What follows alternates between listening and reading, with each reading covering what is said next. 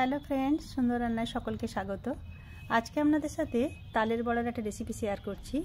তালের বড়া সকলেরই প্রিয়, আর তালের বড়া অনেক সময় আমরা বানাতে গেলে শক্ত হয়ে যায়, একদমই নরম হতে চায় না। আর আজকে আমি যে দুটো জিনিস দিয়ে তালের বড়া করছি, এই দুটো জিনিস মেশালে তালের বড়া বাইরে থেকে হবে মুচমুচে আর ভেতরে একদম নরম তুলোর মতো হবে। পরের দিন পর্যন্ত তালের বড়া একদম নরম থাকবে।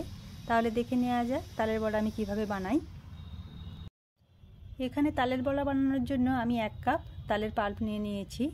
তালটাকে ভালো করে ছেঁচে আমি তালের রসটাকে বের করে নিয়েছি। আর এর জন্য লাগছে 1/2 কাপ চিনি। আমি চিনিটাকে একটু গুঁড়ো করে নিয়েছি, তাহলে মেশানোর সুবিধা হবে। আর স্বাদ অনুযায়ী নিচ্ছি লবণ, 1/4 চামচ লবণ দিচ্ছি। যে কোনো মিষ্টি জিনিসে সামান্য লবণ দিলে তার স্বাদটা বেশি ভালো হয়। সব শুদ্ধ দিয়ে খুব ভালো করে আমি মিশিয়ে নিচ্ছি, যাতে চিনির একদম কোনো দানা ভাব না থাকে। আপনারা তালের মিষ্টতা অনুযায়ী চিনিটা দেবেন। তাল যদি খুব বেশি মিষ্টি হয়ে থাকে তাহলে চিনিটা একটু কমিয়ে দিতে পারেন। স্বাদ অনুযায়ী চিনিটা মেশাতে হবে। দিয়ে খুব ভালো করে আমি সব শুদ্ধ খুব ভালো করে মিশিয়ে নিলাম। এবার এর মধ্যে দিয়ে দিচ্ছি ঠিক ওই কাপেরই 1/2 কাপ ময়দা। ময়দাটাকে দিয়েও খুব ভালো করে আমি মিশিয়ে নেব। সামান্য দিয়ে দিলাম, আর একটু সামান্য রেখে দিয়েছি, আমি সেটাও মিশিয়ে দিচ্ছি। আপনারা ময়দাটা প্রয়োজন অনুযায়ী মেশাবেন। যদি তালটা পাতলা হয়ে থাকে তাহলে ময়দাটা একটু সামান্য বেশি দিতে পারেন। ময়দাটা দেওয়ার পর সব শুদ্ধ খুব ভালো করে মিশিয়ে নিতে হবে। এবার এর মধ্যে দিয়ে দেবো 2 টেবিল চামচ চালের গুঁড়ি। চালের গুঁড়িটা যদি আপনাদের না থাকে তাহলে সুজিটাও এক্ষেত্রে ব্যবহার করতে পারেন, সেক্ষেত্রেও 2 টেবিল চামচ দিলেই হবে। আর জন্মাষ্টমীতে যদি ঠাকুরের ভোগের জন্য তালের বড়াটা বানান তাহলে চালের গুঁড়িটা দেওয়া যাবে না, সুজিটা দিয়েই বানাতে হবে। দিয়ে সব শুদ্ধ খুব ভালো করে আমি চালের গুঁড়িটাকেও মিশিয়ে নিচ্ছি। চিনি, ময়দা, চালের গুঁড়ি আমি খুব ভালো করে মিশিয়ে নিলাম।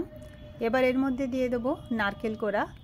1/2 কাপ নারকেল কোড়া আমি এর মধ্যে দিয়ে দিচ্ছি। নারকেল কোড়াটা দিলে স্বাদটাও বেশি ভালো আসে, আর তালের বড়াটা যখন খাওয়া হবে তখন মুখের মধ্যে নারকেল কোড়া যেটা কিচকিচে ভাব থাকে সেটা পড়লে খেতে খুবই ভালো লাগে, আর তালের বড়াটাকে সফট করতেও সাহায্য করে।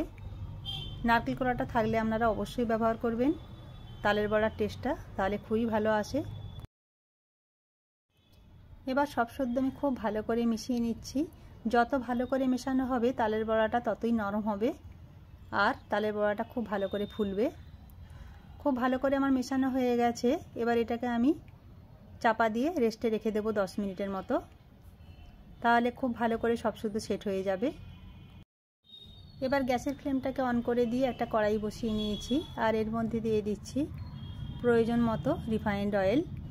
আমি এখানে সয়াবিন তেলটা ব্যবহার করছি, আপনারা যে কোনো তেল ব্যবহার করতে পারেন, তবে সরষের তেল দিয়ে তালের বড়াটা না ভাজাই ভালো। সরষের তেল ব্যবহার করলে তালের বড়াটা অনেকটা তেলটা টেনে যায়, যেহেতু তেলটা মোটা। এবার তেলটা খুব ভালো করে আমি হাই ফ্লেমে গরম করে নিয়েছি। হাই হিটে গরম করে নেওয়ার পর তালের বড়াটা আমি একে একে ছেড়ে দিচ্ছি। এই সময় ফ্লেমটাকে আমি একদমই লো করে রাখবো না, মিডিয়াম টু হাই করেই রাখতে হবে। সব শুধু তালের বড়া ছাড়ার পর আমি সামান্য কড়াইটাকে একটু তেলটাকে নাড়িয়ে দিলাম, তাহলে তলায় একদমই বসে তো যাবেই না, আর তালের বড়াটা একদম ফুলকো ফুলকো হয়ে গোল গোল হয়ে যাবে। কড়াটাকে আমি হালকা করে নাড়িয়ে দেওয়ার পর এবার যেহেতু তালের বড়াটা সব উপরে ভেসে উঠেছে, এই সময় ফ্লেমটাকে আমি লো টু মিডিয়াম করে দেব। এই সময় গ্যাসের ফ্লেমটাকে আমি একদমই লো টু মিডিয়াম আঁচে করে রাখবো। হাই হিটে কখনোই করব না, কারণ হাই হিটে তালের বড়াটা যদি ভাজি তাহলে ওপর থেকে খুব তাড়াতাড়ি লাল হয়ে যেতে পারে, আর ভেতরে একদম কাঁচা থেকে যেতে পারে। তাই এটা শেষ পর্যন্ত নাড়াচাড়া করে লো টু মিডিয়াম আঁচেই আমি এটাকে ভাজবো।